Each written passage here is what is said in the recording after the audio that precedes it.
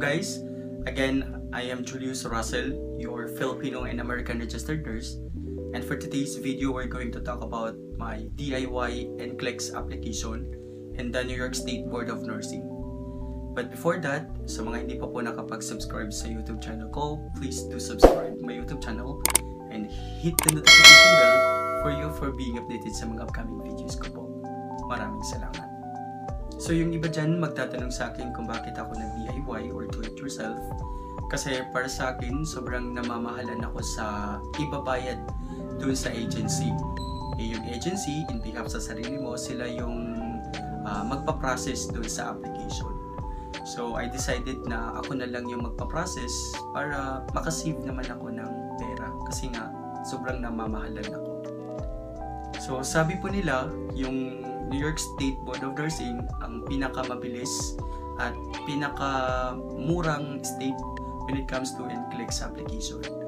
So I started doing my application last June 2022. So what I did was I went to www.nysad.com and I go to RN pathway number 5. Ang RN pathway number 5 po, these pathways are for those graduates in a foreign nursing school na outside the US or US territories. There are 3 forms of RN pathway number 5.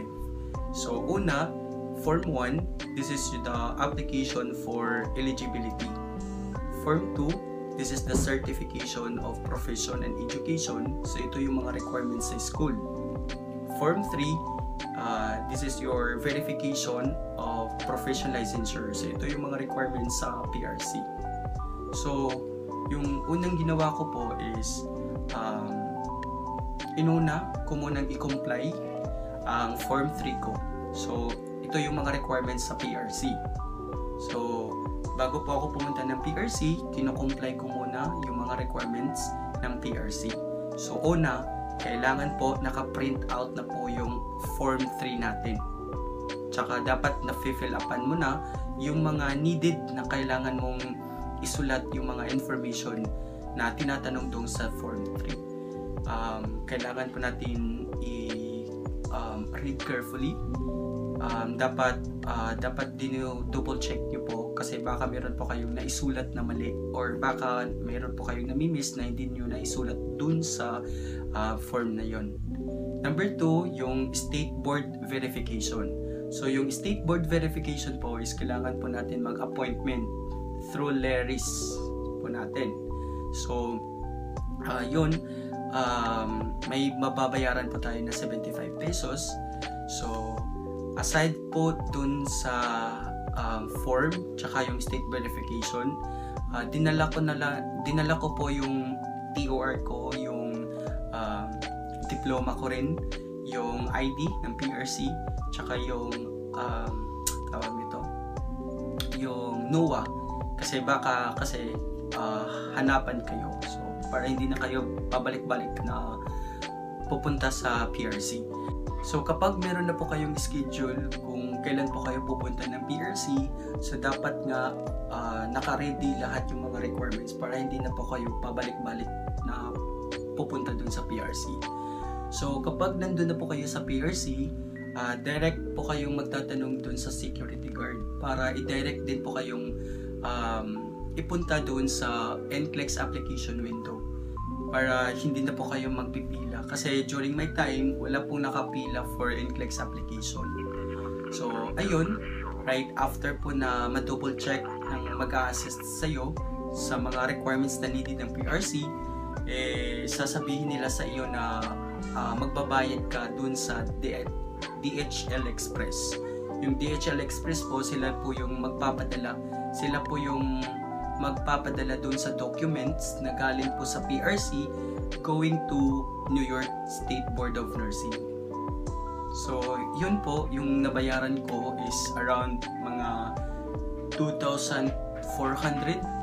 Tsaka yung estimated date na marireceive na ni New York Board of Nursing, yung mga documents mo na galing sa PRC is 7 to 14 days.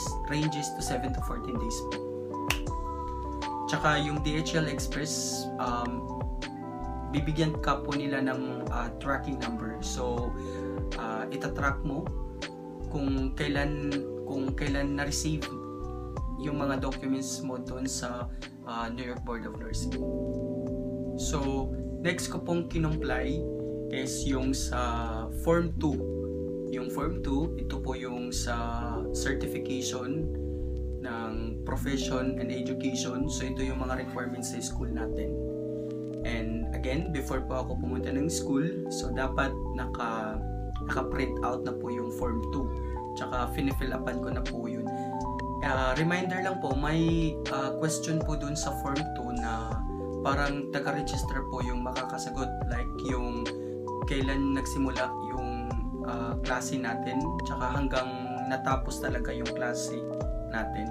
So sila po yung makakasagot niyan. So much better na sila yung tatanungin mo para walang aberya dun sa Form 2 mo. So ayun, pumunta pa ako sa register, tsaka ayun, nagre-request po ako ng TOR, cert, yung diploma, tsaka yung RLA po natin. So dapat yung RLA naka-indicated po dun na for NCLEX purposes po siya. So ayun. So ayun, right after po na maibigay lahat ng mga requirements na needed for sa school, yung taga-register na po yung bahala dun. Tsaka magbibigay po kayo ng envelope, yung brown envelope, para doon ilalagay lahat ng mga documents mo po. Ayun, kapag nakuha mo na yung documents mo, naka-sealed po yun. Dapat naka-sealed. Yung school na po yung maglalagay ng tawag ito, ng address kung saan nyo po ipapadala. Alam po nila yun. Okay? So, ito, may example pa ako, ganito po yun. Ito. Same po, doon sa PRC, magbabayad po tayo sa DHL Express. So, mga 2,000 plus din yung nababayaran ko sa DHL sa Surigao. So, ayun, may estimated range po natin na marireceive na naman ni New York Board of Nursing. So, ranges 7 to 10 days, 14 days po yun. So, ang next ko pong ginawa is i-comply po yung Infection Control and Child Abuse Certification. So, isa po ito sa mga requirements na kailangan po nating i-comply para sa Form 1, which is for your application for eligibility. So, itong certification po, para po siyang seminar, may babayaran po tayo nito na $30. Dalawa na po yun, yung infection control tsaka yung child abuse. So, kailangan po nating ipasa ito. So, kailangan mong basahin yung coursework nila, tsaka meron pong, I think, 10 to 20 items ba yun na sasagutan mo. So, dapat mong ipasa yan para meron po kayong certification.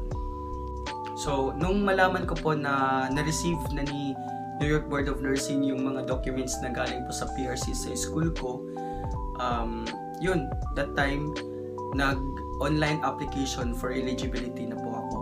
So, ayun, before po ako nag-online, dapat yung mga requirements na needed po sa Form 1, dapat naka-ready po yun. So, dapat meron po kayong cleared na scan, copy sa TOR, diploma, yung certification nyo po, dapat naka-ready din po yun.